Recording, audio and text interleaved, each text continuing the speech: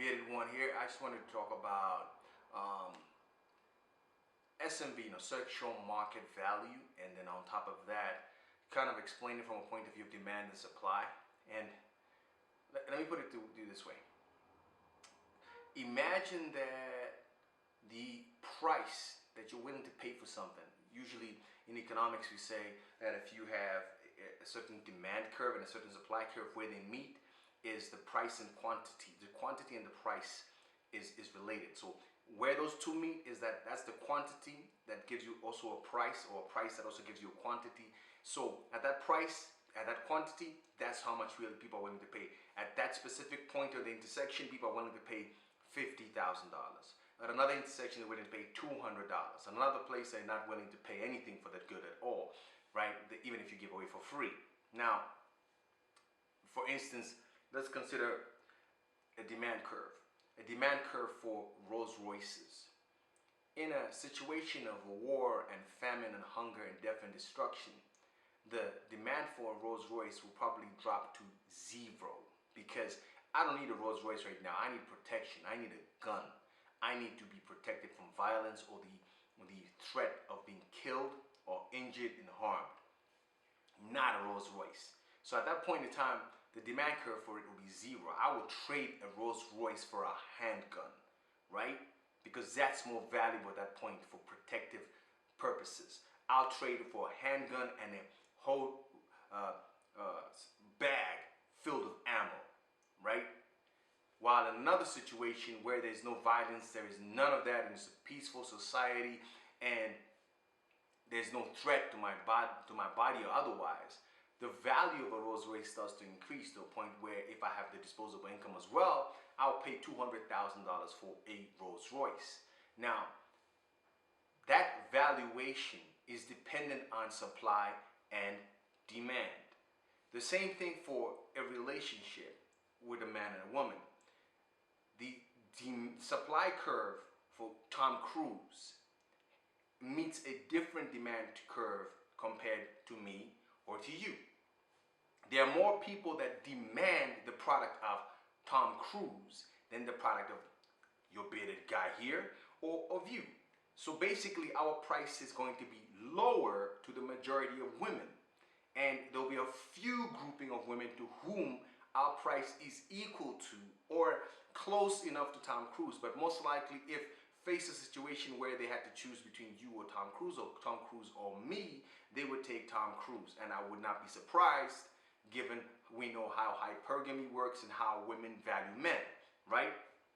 So I would not get upset about that, because I know female nature enough to actually expect that to happen. I'll be more surprised if it doesn't happen, actually, right? Now, taking that into consideration, even when you're in a relationship, you're at an intersection of demand and of supply. You're at an intersection of what price she is willing to pay for being with you. That price is, for instance, monogamy. That price is respect. That price is willing to cook for him. That price is willing to satisfy him in bed. That price is whatever she does to ensure that she gives you the relationship that has the benefits that you desire from a relationship, in return for whatever value you're providing to her by providing confidence, masculinity, abundance, etc. to her, right? The thing is, when you're in a relationship, there is a problem with the supply curve or the demand curve, because when you are single, you can interact in society to maximize the demand for you as a man from multiple women. So you could be talking to 15, 20, 5, 6, 7, 1, 2 women, right?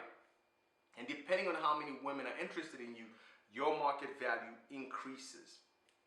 The fewer women that are interested in you, the lower your market value, right? So if you understand that logic, it means that if you get yourself into a relationship, you've gone through from a market with several participants, or it could be an oligopoly, which is a market which has a few players which can control the price, and basically it's a cartel kind of situation, or a monopoly where there's only one player. Now the thing is, when you go to monogamy and you go into monopoly state, this is where it becomes very dangerous for most men because our behavior changes. Because we're in a relationship with one woman and we're monogamous, we start to let our sexual market value slip. In other words, we stop doing the things that stimulate the demand for us as a specific guy. So I get into a relationship and I stop doing the things that I need to do to get other women interested in me. So, at the same time though, those things that I would do to get other women interested in me were also the same things that will get the girl that I'm with now interested or keep her interest in me as well. So for instance, if I was gymming before I met this woman, I'm not going to drop the gymming.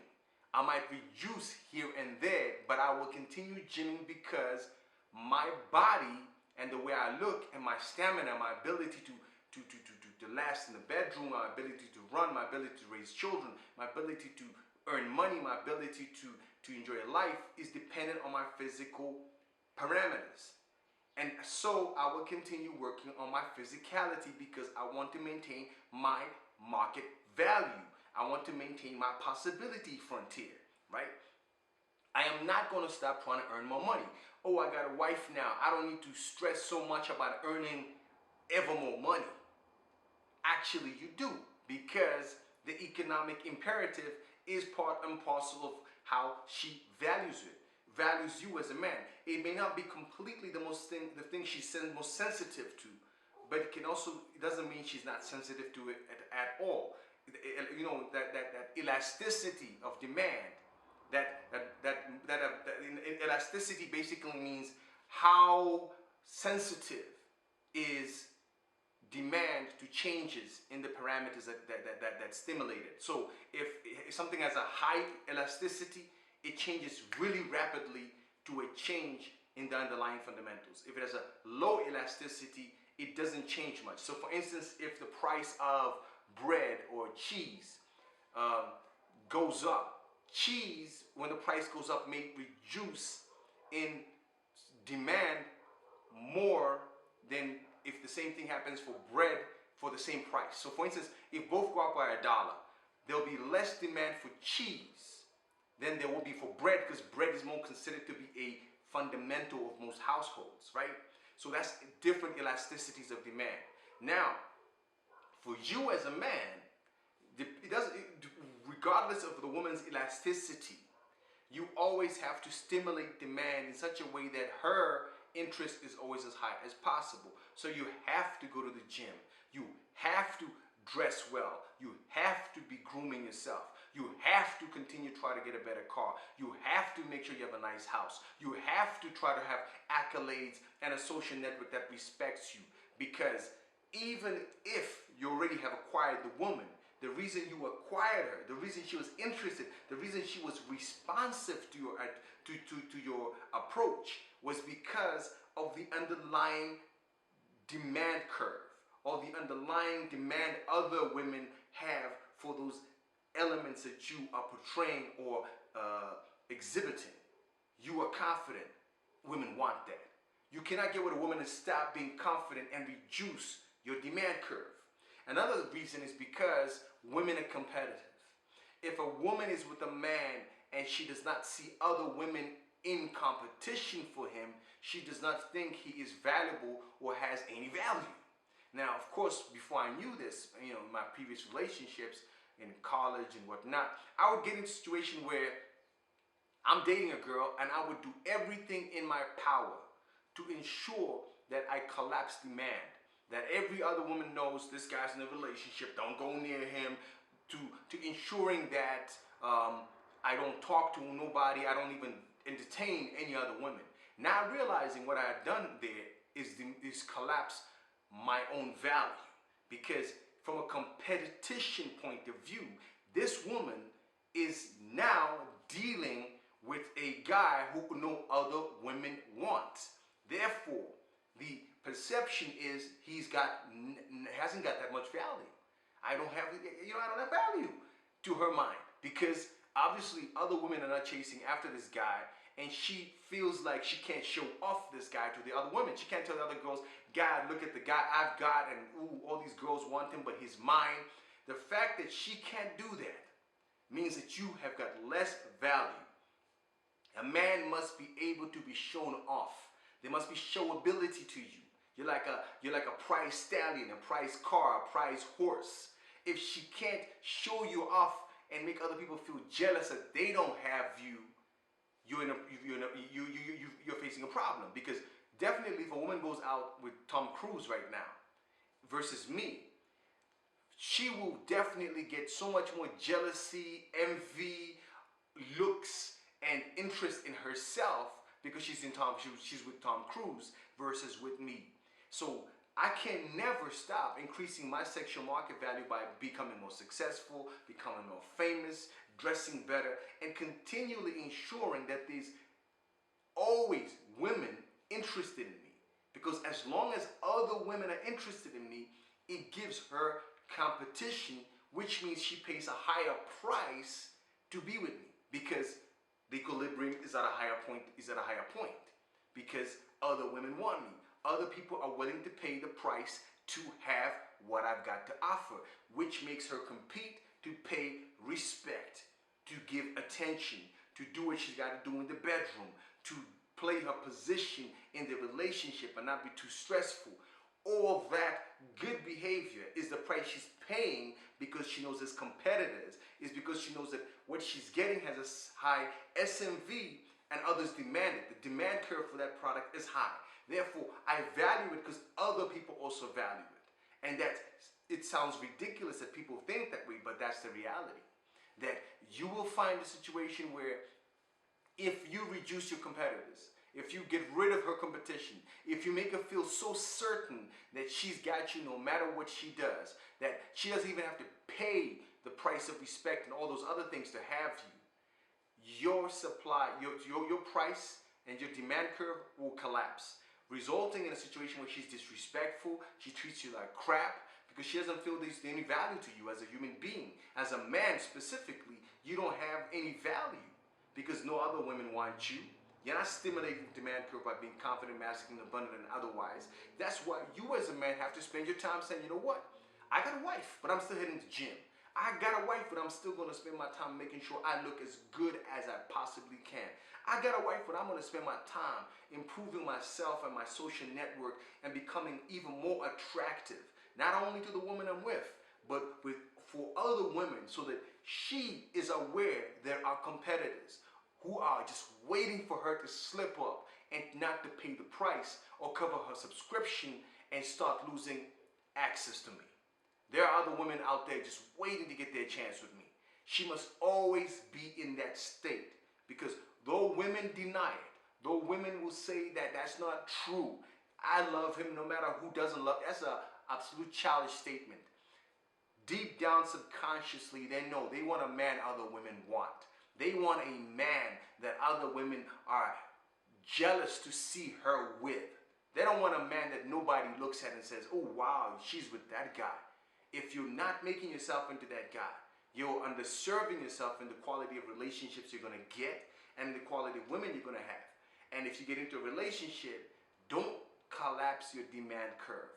That reduces the price that other woman that you're with right now is willing to pay for you. If you really want to keep her, you've got to make sure she's got competition and you are increasing your SMV. Okay, let's assume that she's so foolish that even if with a good SMV she's willing to walk away from you. If she's willing to walk away from you, you should have such a high SMV that you could enter a new relationship with a girl of equal quality or higher without much strain or stress, because those girls were already waiting for the other girl to get lost and be removed from your life. Now that she's out of your life, thank goodness, now I can finally have him. You've got to be in that kind of position, because that in itself is also going to send a very clear message to that girl who leaves, because she figures, I'm so valuable, he can't get a girl like me. The minute she leaves, imagine that, she breaks up with you this afternoon. By this evening, you're out at dinner, posting on Instagram, you having wine and salmon with a gorgeous girl who is even more beautiful than she is and even more accomplished, and you have zero concern that you guys broke up. You don't look sad, you're happy. There's nothing on your social media showing sadness, showing concern that she has left. You are practically just continuing moving on with your life. I can guarantee you that that will drive that woman crazy. Even if she thought she didn't care about you, she will lose her marbles. That you could replace her so easily, it'll mean that she didn't have value. It means that she was actually the one that didn't have value in that relationship. She had a low SMV, and she was not paying attention to your SMV. And because of that, she's more likely to show up the next day or the next week or the next month and try to get you back. And in so doing, you can negotiate a higher price for yourself, because you know what? If I'm going to let you back in, unfortunately, I can't just let you back in. You got to first of all pay the price for that disrespect and that behavior. I got to punish you for it. And on top of that, you've got to demonstrate that you're willing to pay a price on the same level as the other women interested in me. So you got to do the things that I have to give up in order to be with you versus being with her. So if she was going to do this in the bedroom, you got to do it too. If she was going to show me respect, you got to respect me as well, because otherwise I'm giving up that respect. With my SMV that can get that respect, to be with you for what? If I'm not going to get the same level of respect. So do not get into this habit. It's very dangerous, and it seems to be very natural that you're in a relationship and you figure, well, I should stop working on myself so much. You don't even think about it. You just stop doing it. You just start becoming a little bit lazy. Don't. Because that's what's going to keep the relationship at the level you want it at. As long as that woman keeps seeing that this guy is demanded by others, she will do her best to make sure that she never loses you, and she doesn't lose you to another woman who is possibly better than her, which of course will drive her crazy, and she will hate herself and hate you for the rest of her life if you leave her for a younger, prettier woman who is even more successful at the same time. That would definitely get to her. So until next time, guys, keep working on your SMV. Do more, be more, become more on your purpose. And I'll see you next time.